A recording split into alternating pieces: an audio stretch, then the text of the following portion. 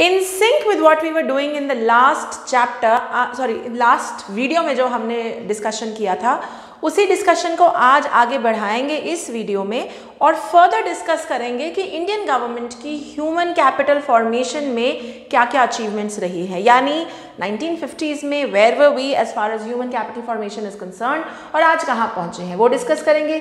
साथ ही ये भी डिस्कस करेंगे कि इतना करने के बावजूद भी ना यार, India has still a huge challenge as far as human capital formation is concerned।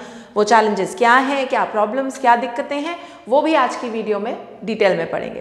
Welcome everyone, आप लोग देख रहे हैं eco world digital classes. This is Indian economy series for standard 12। I am doing chapter number 8 human capital formation. ठीक है, चलो। तो पिछली वीडियो में हमने डिस्कस किया था कि जनरल एजुकेशन का लेवल बढ़ा है and then primary education, right to education आया है 2009 में, जहां प्राइमरी 6 से 14 साल के बच्चों को एजुकेशन देने की कोशिश की जा रही है, फ्री एंड ऑल। उसके अलावा कई और डोमेन्स में बहुत कुछ हुआ है। Let's just quickly discuss them. पहले higher education. You know what is higher education. Higher education है जब आपका स्कूल खत्म हो जाता है, आप कॉलेज जाते हैं, ग्रेजुएशन करते हैं, पोस्ट ग्रेजुएशन करते हैं, तो कंट्री में ऐसी इंस्टीट्यूशंस हैं जो आपको अच्छी हायर एजुकेशन दे सकें। बिल्कुल है जी, बिल्कुल है। And that is why there are around 665 universities, some 20 central universities and 40 deemed universities। Deemed मतलब जो सरकारी नहीं है but they've taken the status, उन्होंने कोई recognition लिया है। And we all know कि इंडिया में बहुत बढ़िया higher education की many universities, faculty, institutions are wonderful। I mean look at IIMs यार, IIMs के बच्चे are sorted everywhere, okay? They are हर जगह लोग पूछते हैं। और भी कई institutions हैं हर डोमेन में जहाँ के बच्चे बहुत ज़्यादा they are very well educated, बहुत डीप नॉलेज होती है। तो हायर एजुकेशन के डोमेन में from 1950s we've come a long way, काफ़ी कुछ हमने किया है। Second is vocationalization. अब देखो, पता है वोकेशनलाइजेशन का बड़ा इंपॉर्टेंट सीन है इंडिया में। What is vocationalization? Skill based learning. जैसे आप medical, non medical, arts, commerce में ना फंसते हुए you look at other options. Like आप आर्टिस्ट हैं, you are really interested in art, so you go towards that stream, or probably you're interested in sports, so you go towards that stream। Vocationalization deals with skill based learning। तुम्हें ये जानकर हैरानी होगी कि vocationalisation की importance 1988 में कह दी गई थी कि बहुत है। तो एजुकेशन सिस्टम में 1988 से कहा गया था कि वोकेशनल सब्जेक्ट्स लाओ। मजे की बात लेकिन ये है कि even when I was doing my like 11th 12th and higher study, there was no concept of vocationalization. हम वही लकीर के फकीर थे, वही 4 स्ट्रीम्स उन्हीं के पीछे घूमते थे। But thanks to this vocationalization का ट्रेंड, स्किल बेस्ड लर्निंग, आप लोग देखते हैं कि आपकी 11th 12th में now there are multiple options. So there was no legal studies, okay, when we were young. So now there is legal studies, there is fine arts, there's music, there's dance। ये क्या है? ये सब vocationalisation की तरफ कदम है। और 2012-13 में सी 12-13 way after I did my पढ़ाई, permission to nearly 11,000 schools to start vocational courses right in their 11th and 12th। ये 1988 में शुरू हो गया था, लेकिन somehow देखो धीरे धीरे धीरे करते 2011-12 में permission the. And vocationalisation is extremely important in a country like ours, जहाँ इतने डाइवर्स बैकग्राउंड्स के लोग हैं, हर कोई एक टाइप के फिट में नहीं फिट होता है, वहाँ पे वोकेशनल स्टडीज़ की बहुत इंपॉर्टेंस है। Okay 10 lakh students almost vocational studies का फ़ायदा उठा चुके थे बाय 11, 12, 13, पुराना डेटा है। इसी में कदम रखते हुए आगे technical, medical and agricultural institutes बहुत बने। Technical is engineering, you know there are plenty of engineering institutes in the country. Top of the order IITs, then there are NIITs, you know बहुत अच्छे बच्चे निकलते हैं यहाँ से। Then there is medical institute, there is AIIMS, there is PGI, there is AFMC and बहुत सारे और हैं। और एग्रीकल्चर यूनिवर्सिटीज़ भी बहुत हैं, एक तो बल्कि पालमपुर में है, it's a research and agriculture university. तो बहुत जोर दिया गया है कि टेक्निकल एजुकेशन, जो प्रोफेशनल एजुकेशन हम जिसे बोलते हैं, उसके लिए इंस्टीट्यूशंस बने। So engineering institutions, medical, even you have ICAI which is Indian chartered accountants institute which takes care of chartered accountants in the country. फिर CS का कोर्स है, फिर लॉ का कोर्स है, बहुत सारी वोकेशनल एजुकेशन अब निकल आई है। Now there are multiple things, fine arts में कुछ है, साइकोलॉजी में है, न्यूरो लिंग्विस्टिक्स में है, बहुत सारी चीज़ें निकल आई हैं। और इसी के चलते 1951 में सिर्फ 43 डिप्लोमा कोर्स कॉलेजेस होते थे, अब there around 14-18 and this data that I am looking at is 13-14 का डेटा, तो अब तो शायद इससे भी ज़्यादा बढ़ चुके होंगे। Then 3400 recognized engineering colleges, around 289 recognized medical colleges, और ये वो हैं जो सरकारी हैं या जिनसे गवर्नमेंट की थोड़ी एफिलिएशन है। There are many private institutes जिसका डेटा अभी हमारे सामने नहीं है।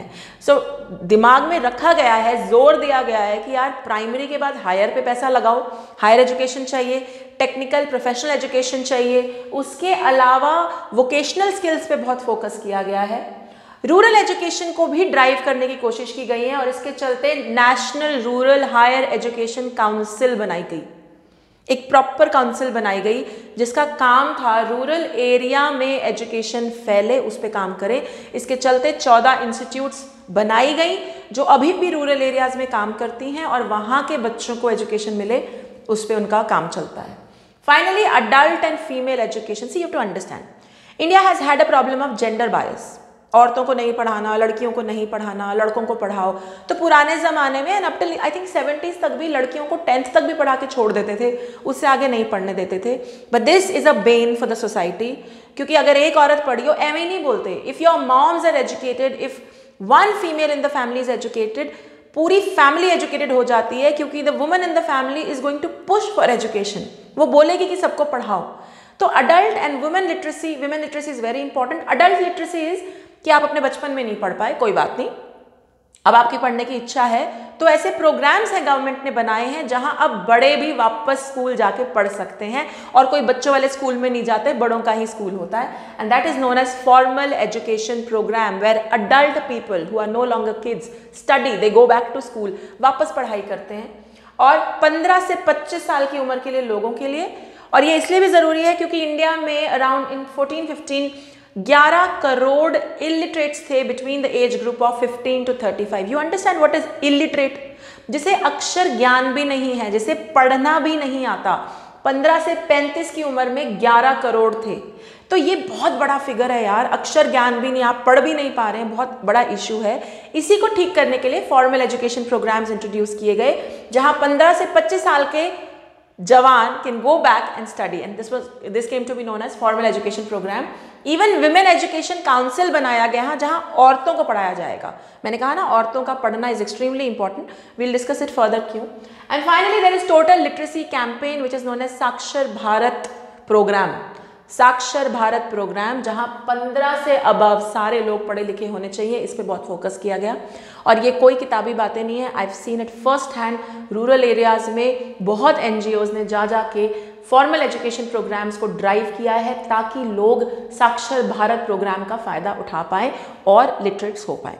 ठीक है, सो नटशल में the government has done a lot, has tried to do a lot, लेकिन वही होता है ना, इंडिया में इतनी पॉपुलेशन है, करते तो हैं लेकिन फिर भी कम रह जाता है। And there are still some issues, challenges, या कह लो फ्यूचर में कुछ दिक्कतें हैं जो देखनी ज़रूरी हैं। वो क्या है? Let's just quickly discuss them. Okay, पहला, education for all is still a distant dream.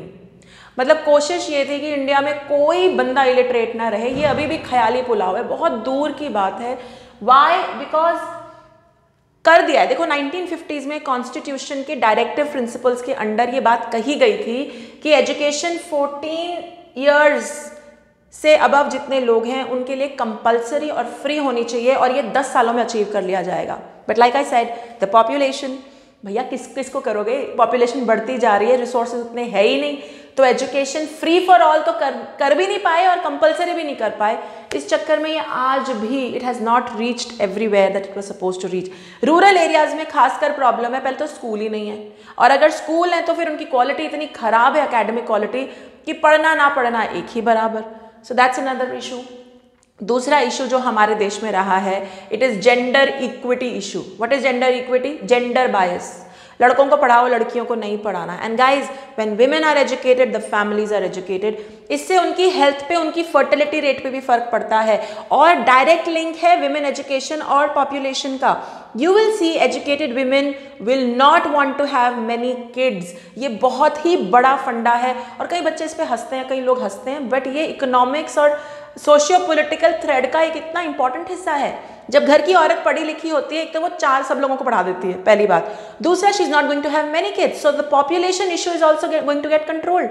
तो औरतों का पढ़ना। Third thing, economic independence.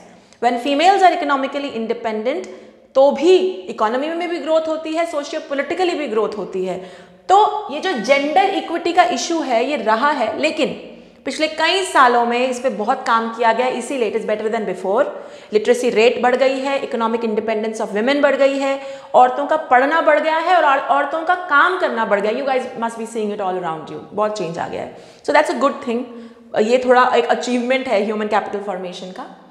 Finally एक और इशू है हायर एजुकेशन। अभी भी कई लोग नहीं जाते हैं। हायर एजुकेशन से मतलब है graduation and post graduation. Not everyone wants to go there, 12वीं करके छोड़ देते हैं और दिस इज ट्रू। और अपने एरियाज में ग्रेजुएशन करके छोड़ देते हैं, उससे आगे का कुछ नहीं सोचते। There are few takers. In fact NSSO ने, नेशनल स्टैटिस्टिकल ऑर्गेनाइजेशन ने 2011-12 में कहा कि rate of rural educated unemployed, मतलब पढ़े लिखे रूरल एरियाज में जो अनएम्प्लॉयड है वो है 19%, और अर्बन एरियाज में जो पढ़े लिखे अनएम्प्लॉयड है वो है 16%। यानी एजुकेशन होने के बावजूद, ग्रेजुएट पोस्ट ग्रेजुएट होने के बावजूद भी अनएम्प्लॉयड है। क्यों? This is a question you should think. 2 कारण है इसके। 1, there is lack of jobs, इतनी नौकरियां नहीं है। 2, you don't have the required skill for it, यानी हमारे एकेडमिक स्टैंडर्ड्स लो हैं, वोकेशनलाइज्ड नहीं है, फिटमेंट नहीं है, ऊपर से नौकरियां भी नहीं है। तो जो नौकरियां हैं वो उसी को मिलती हैं जो परफेक्ट फिट हैं, जो बहुत स्किल्ड हैं। That's the reason why we have so many graduate unemployed. और किसी देश में शायद तुम इतना नहीं देखोगे जितने हमारे यहाँ ये प्रॉब्लम है। फाइनली वोकेशनलाइजेशन का इशू है। उतना भी वोकेशनलाइजेशन नहीं है जितना होना चाहिए। And then there is no parental support around it. कोई बच्चा कहता है मुझे फाइन आर्ट्स की तरफ जाना है, तो घर वाले बिठा देते हैं, बैठ जाओ, कोई ज़रूरत नहीं है, आर्ट्स लेके काम कर, कुछ ऑप्शन तो रहेगा। वो इसलिए पेरेंट्स करते हैं guys, because really there are no options, आगे स्कोप नहीं दिखता, इसीलिए ये प्रॉब्लम उठती है। अगर स्कोप दिखने लग जाएगा तो पेरेंट्स भी सपोर्ट करने लग जाएंगे। तो वोकेशनलाइजेशन की इशू है। अगला इशू प्राइवेटाइजेशन। महंगे महंगे स्कूल हैं जहाँ quality of education so called ठीक है, लेकिन वो महंगा स्कूल कितने लोग अफोर्ड कर सकते हैं? और अगर हम इंडिया की पॉपुलेशन से कंपैरिजन करें तो प्राइवेटाइजेशन ने एजुकेशन को इतना महंगा बना दिया है कि हर कोई ऐसे बड़े बड़े स्कूलों में जा ही नहीं सकता, तो भी दिक्कत है।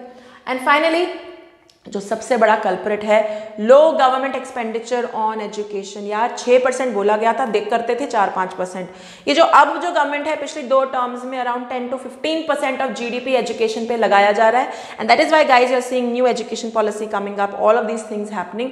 इससे पहले की गवर्नमेंट्स 4 से 5% ऑफ GDP एजुकेशन पे लगाती थी, जो एजुकेशन एक्सपेंडिचर के हिसाब से कुछ भी नहीं है।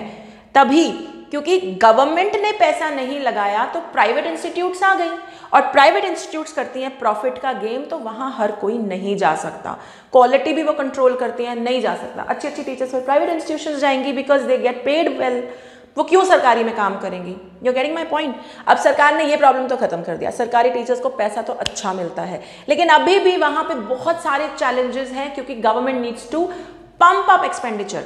तो कुछ एक चीजें हैं जो सरकार को करने की जरूरत है। एक्सपेंडिचर ऑन एजुकेशन बढ़ाओ, वोकेशनलाइजेशन को बढ़ाओ, उससे रिलेटेड कॉलेजेस बढ़ाओ, ज्यादा से ज्यादा एकेडमिक स्टैंडर्ड्स को स्ट्रिंजेंट करो, बेटर करने की कोशिश करो। By the way, in the last 5-6 years I have seen at least economics और बिजनेस में तो लेवल खींचते जा रहे हैं, and I think that is the step towards making education a little more quality oriented, ताकि बच्चे रट्टा लगा के ना निकले, कुछ सीख के निकले, so that they can use it as a skill later on. ये सब फंडा फ्यूचर चैलेंजेस हैं एजुकेशन के। तो ये कहना गलत नहीं होगा कि बहुत किया, काफ़ी अचीवमेंट्स हैं, लेकिन अभी भी कुछ ना कुछ चैलेंजेस एजुकेशन में देखने को मिल ही रहे हैं हमारे देश में, और उसका जो सोल्यूशन है मैंने बस अभी बोला ही तुमको, ठीक है। I hope with this we close the chapter of human capital formation. उम्मीद है ह्यूमन कैपिटल फॉर्मेशन क्या है, ह्यूमन कैपिटल क्या है, ह्यूमन कैपिटल इकोनॉमी के लिए इंपॉर्टेंट क्यों है, इसके चैलेंजेस क्या है, इसकी अचीवमेंट्स क्या है, ये सब तुम्हें क्लियर हो गया है। अगर आप लोग मुझे यूट्यूब पे देख रहे हैं तो like, share, subscribe and comment करना बिल्कुल मत भूलिएगा। Till then stay tuned, bye bye, take care.